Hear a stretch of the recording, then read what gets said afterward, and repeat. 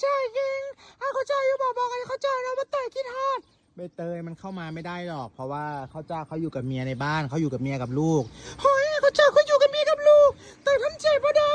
เตยต้องจบเด้อไปเบิ่งมาได้เพจเขาเจ้านี่ตัวกับว่าธรรมดาเด้ตัวต้องจบเด้ตัวขี่ม้ายางเขาบ้านเขาได้จังใดให้เขาเจ้าแหมขึ้นฮอดให้เขาเจ้ามาให้เขาเจ้าได้เด้อมาเตยขึ้นฮอดใบเตยบ่ได้ออกมาลูกมันเฮือนเขาเฮ้ยยังหน่อยบ่ได้เห็นหน้าได้ดมกินก็ยังดีใบเตยออกมาลูกเฮ้ยไอ้เขาเจ้าได้ยินเสียงเตยป่ะจ้าเมียเขาสิเห็นลูกออกมาเขาอยู่กับเมียกับลูกโอ้ยไอ้เขาเจ้าขณะเขาเจ้าออกมานี่ไอ้เขาเจ้ามาดมกินเตยนะเด้อเขาเจ้าเอ้ยนั่น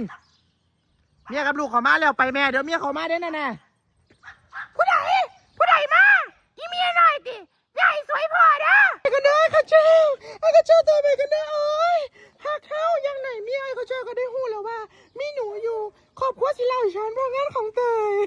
ย